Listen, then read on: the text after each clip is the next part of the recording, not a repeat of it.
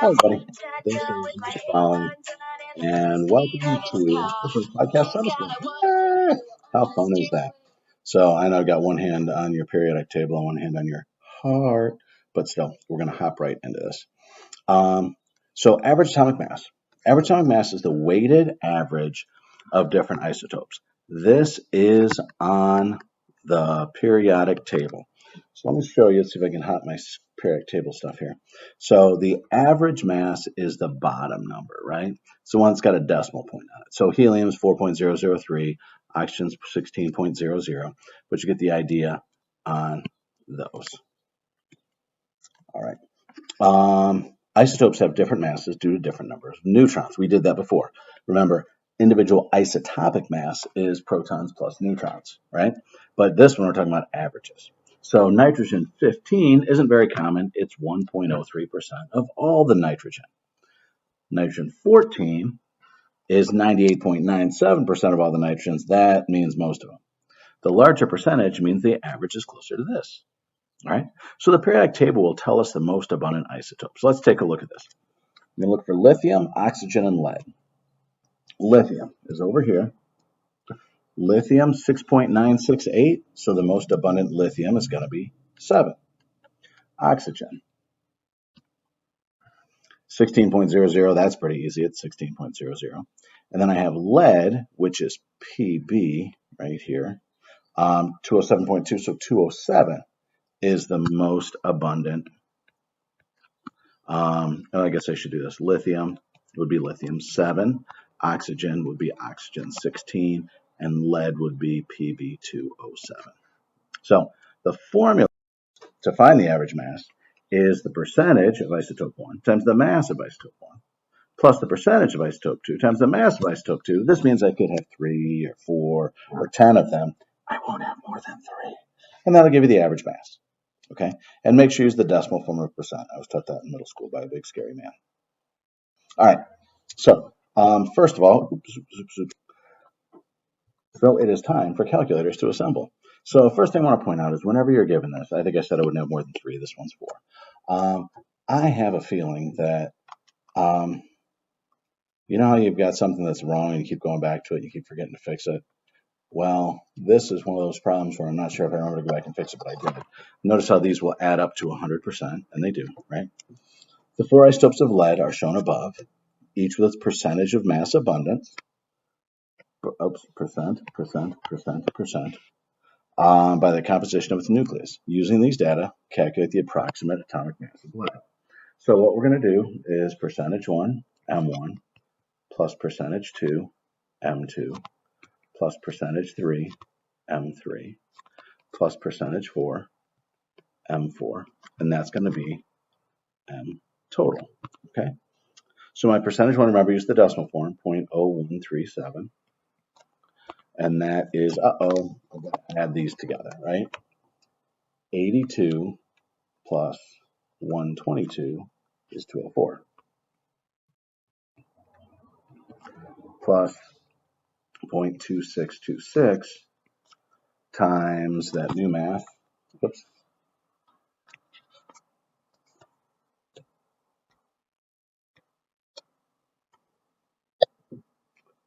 Well, let's see if I can get my screen back.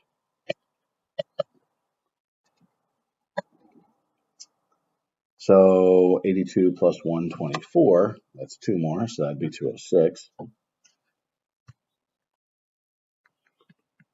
Plus 0.2082 plus one more than that one, 207, plus 0.5155 times that, which is 208. And I put that in my calculator. When I'm saying these, you should be putting them in your calculator as well, just to make sure that you don't have some calculator input issues. Not bothering to do that will probably cost you 5%, really. So there's things you're doing a calculator you haven't done for a while, or you've never done, so we just want to make sure you can do it. So 0.0137 times 204, enter, plus quantity 0.2626 times 206 quantity, plus 0.2082 times 207, close quantity. Uh-oh, I forgot to put a quantity in front of that. So I got to do insert, and I'm in a terrible Casio. Well, I guess I'm just going to write over it. Parentheses, 0.2082 times 207, close parentheses. Oh, you know what? I messed up the whole thing. So I'm going to do it again. 0.0137 times 204 plus quantity 0.26. Oh, now I see what it is. So this is why I don't use calculator. I don't use very often. Oh, there's the delete button. 0.2626 times 206, close quantity, plus quantity 0.2082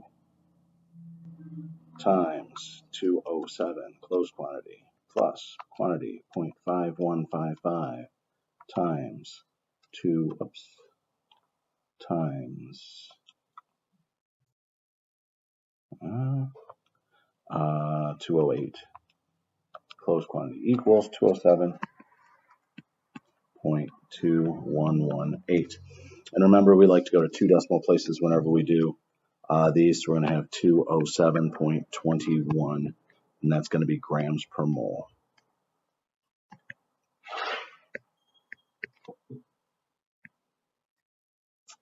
And my erasing doesn't work, but you heard me, so I'll trust that you'll do that. Oh, there it is. Okay, lithium has two naturally occurring isotopes. Lithium-6 has an atomic mass of 6.015, and lithium-7 has an atomic mass of 7.016 AMU. The atomic mass of lithium is 6.91941. What is percentage naturally occurring? Okay, so again, percentage 1, M1, and we notice we have two of them, plus percentage 2, M2, equals mass total, right? So the first one, lithium-6 is 6.015.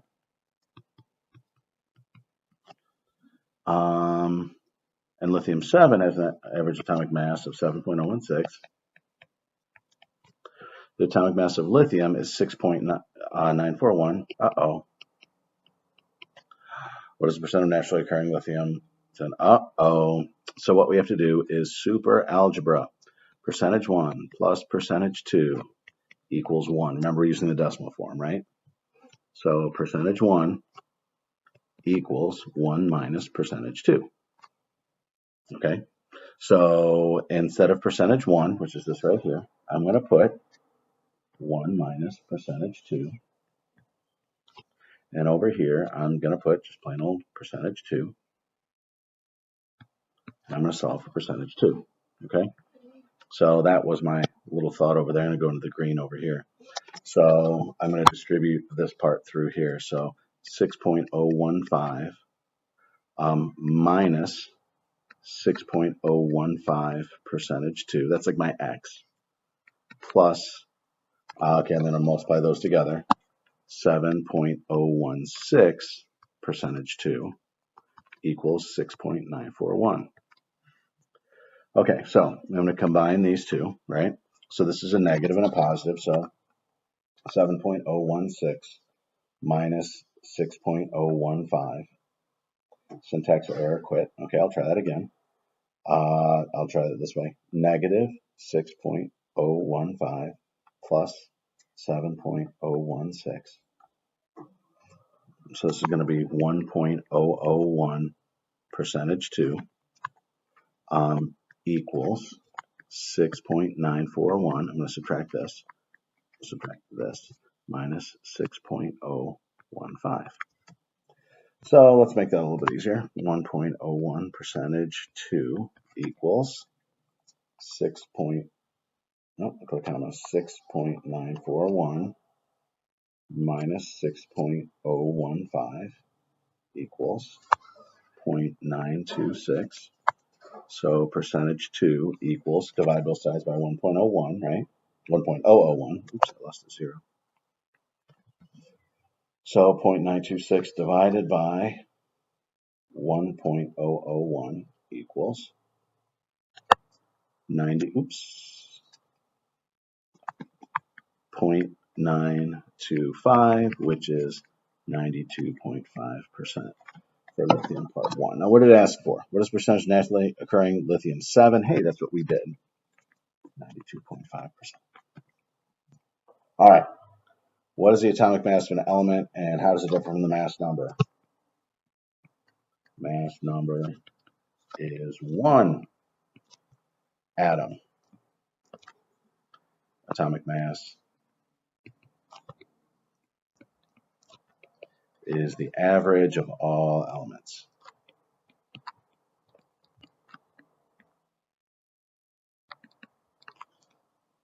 All right, imagine you're standing on top of a boron 11 nucleus. Describe the numbers and counts of subatomic particles you would see looking down into the nucleus, and those you would see looking out of the nucleus, and those you would see looking out. I think it's the same thing, isn't it? So, describe the numbers and kinds of subatomic particles you would see looking down in the nucleus. So, if it's boron 11, take a look at boron. Boron, right here. Boron has 5 protons. So, it's going to have 5 protons. It's going to have 6 neutrons. Notice 5 plus 6 equals 11, right? Looking down the nucleus, check. And those you would see looking out at the nucleus. Out would be 5 electrons. And those you would see looking out from the nucleus. Oh well, bad question. We'll go with that. If I have a pile of boron atoms, what is the percent chance I'll grab one that weighs 10.811? So looking up here, this is the average, right? So that's the idea. 10.811, it is 0. That is the average, okay? So the average doesn't happen. So I told you the average on the first test was 88.2137452. What's the probability that somebody actually got that? It's 0 because your scores come out to be whole points, right? All right. Electron configurations. Yikes, yikes, yikes. Here we go. This one's crazy. All right. You're going to see this. It's going to confuse you, and tomorrow will make you happy, okay? So, electrons are arranged oddly, so they are going to be arranged in clouds. The number of electrons equals the number of protons, unless it clearly states it is an ion. We did this already. We talked about how we could tell is it an ion or not. There are 4 types of clouds. S, notice how this is blue, and that's the color. P is green, D is yellow, and F is orange. Okay? So the 4 types are S, P, D, and F, just like I said. First 2 columns, and helium. Remember this guy right here? He's in the S. It holds 2 electrons. There's 2 columns. P is dumbbell shaped. It holds 6 electrons. Notice there are 6 columns. So if you forget how many it holds, you can count the columns on the periodic table. D is complex in shape. I call it the crossbar. I think of this as a football goalpost, right? So this is the crossbar, so that's D. Holds 10 electrons, has 2 exception spots. Yep. And F is the more complex shape, but you don't need to worry about the shapes at all. It's the bottom 2 rows and holds 14. An electron configuration has 3 parts. So here's my example, 7, S, 2.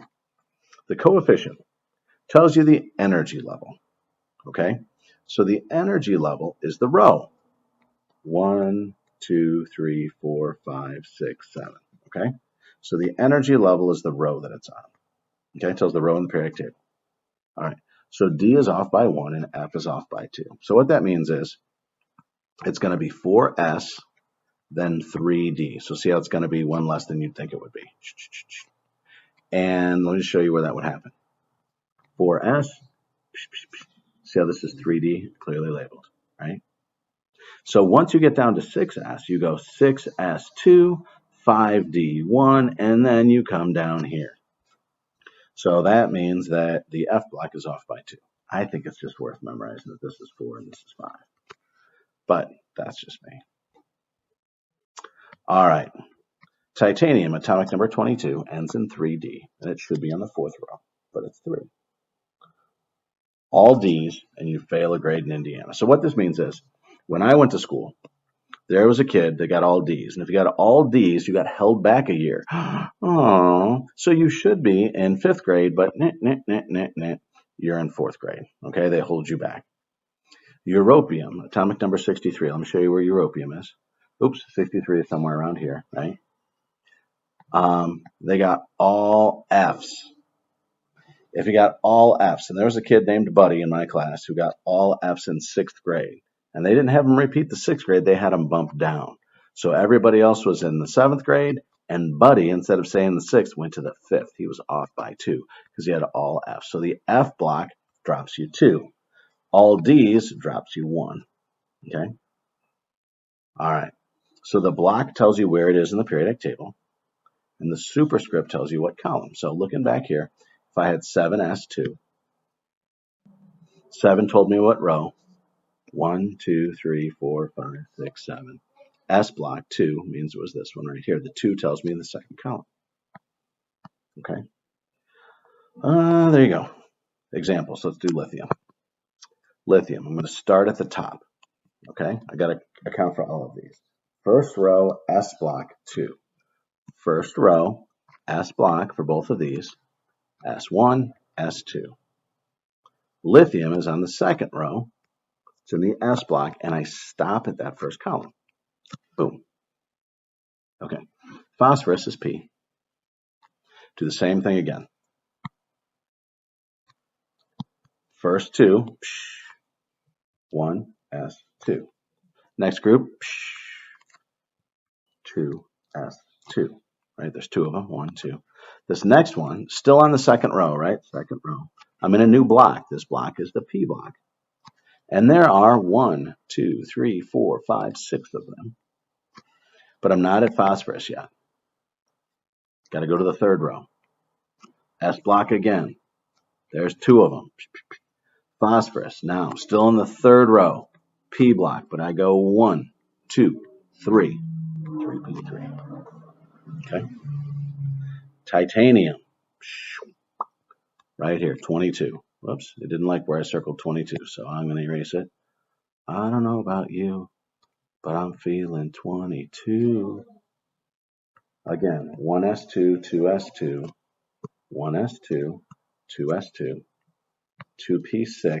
Remember, there's 6 of them here. I can write a number that looks like a 6 better than that. 3s2, third row P block. How did I know there were 6? 1, 2, 3, 4, 5, 6 columns. And then fourth row now, 4s2, and I'm stopping right there. Now I'm in the D block, right? The D is off by 1. 3D, and I've got 2. All right? All right, short form, aka core notation, aka noble gas notation. Write the preceding noble gas and then start from there. Here's an important thing to know. On periodic table, if your parents remember nothing about chemistry class, maybe they remember the noble gases are over here. These are your noble gases. All right. So if I'm going to do aluminum, aluminum's right here. We look at the preceding noble gas, which is neon. Put neon in brackets, neon in brackets. And neon was number 10, so I got to do 11 and 12, which is 1, 2, 3, 3s2. And then I want to do aluminum, which is 3p1. That's it. All right.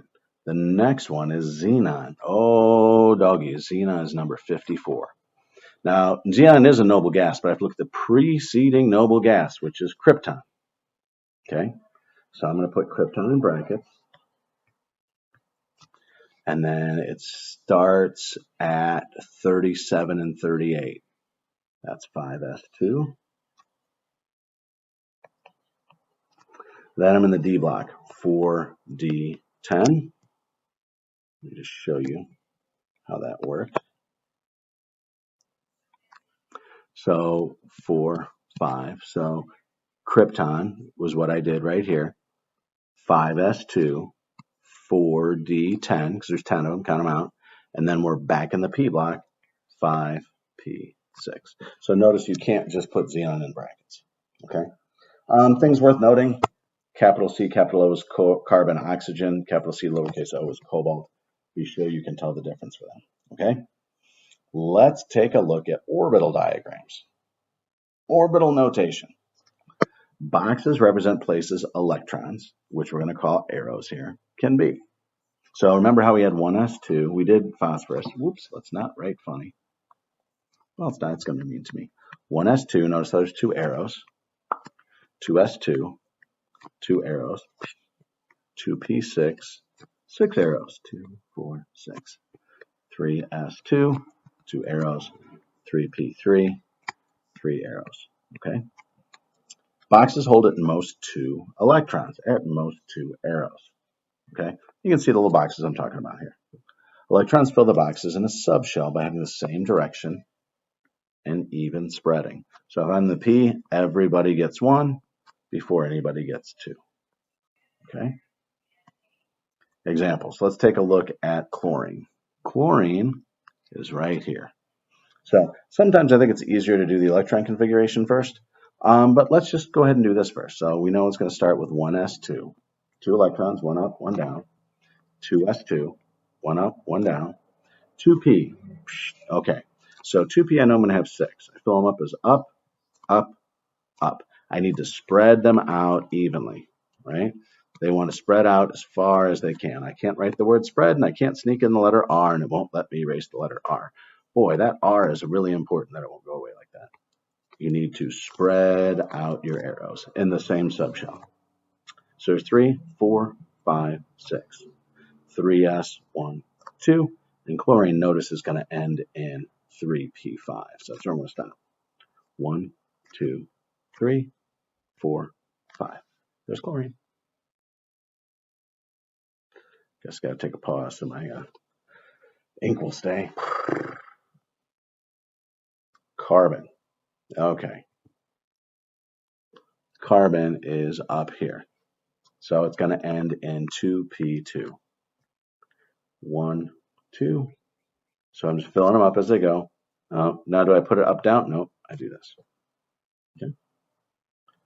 All right. So there are some exceptions to electron configurations. Okay.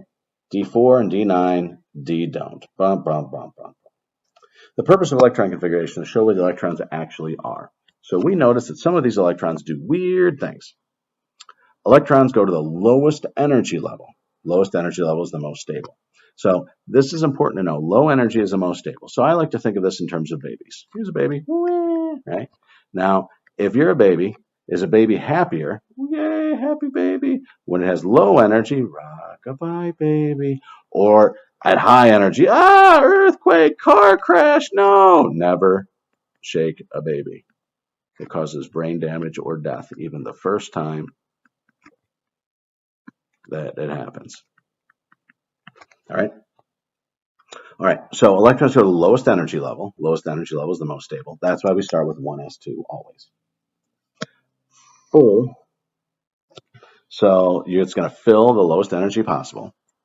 Half full lowers the energy level. So it's absolutely full, it'll lower the energy level. If it's half full, that'll lower the energy level. Anything else is unstable. That's awful. Okay, so full is great. Half full is pretty good. Anything else is awful. So chromium, expected. I thought I had boxes for chromium, but I do not. So have you look at chromium. I'm not going to flip-flop back and forth to that. Chromium, I'm going to do a shortened form of the orbital diagram. So I'm going to do argon for chromium. Chromium's number 24. Then it's going to be 4s, and then it's going to be 3d. Now 4s has, because there's maximum of 2, D has a maximum of 10, so it has 5 boxes. Okay, so chromium would end in 4. 1, 2, 3, 4. Now, notice how this right here is not full, and it's not half full. Oh. So what happens is this electron right here jumps up here, and then we'd have a half full and another half full, which is great. Kind of like if your buddy needed $1,000, or else, I don't know, the mob is going to get him. You might be able to come up with $1,000 for your best friend on earth. Now, if your best chemistry teacher you've ever had all of one day asked you for $1,000, you should tell me to go chase and see if I show up with broken kneecaps tomorrow. Okay, so the actual part, we'll change the color of this just so we can tell that it's better, would be 4s, what's still going to be argon. 4s,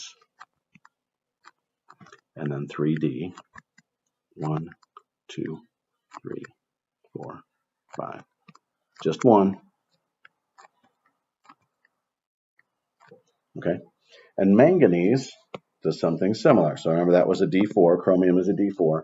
Manganese is going to look very similar, right? It's going to be argon. Notice it's right next to chromium. It's going to be 4s, 1, 2, and then 3d. It will also end 1, 2, 3, 4, 5. It will also end in D5, but notice the difference here. It's got a full one, okay? So that's what's going to happen. They get pumped up. Charges from the periodic table. This is something you should know forever. +1, +2. Anything in this column is +1. Anything in this column is +2. Anything in this column is +3. I'm going to change that so you can read it. Oh, no, I'm not. +3, 0. -3, -2, -1, 0. There's your charges from the periodic table. Charges effect on electron configuration. Negative ions add electrons to be full. So the whole idea here is you want to be full because that'll make us more stable. So notice sulfur did end in P6, but it's S -2. I'm going to add 2 electrons. Bum, bum, bum, bum, bum, bum. I added 2. Now I'm full. Now I'm S -2. Positive ions tend to lose electrons. Okay. So that means I've got to wipe out one of these. See how I erased it? Wow, that's nifty. Okay. +1 means lose 1 electron. All righty. That is it. That is the fun for today. I will talk to you later. Toodles.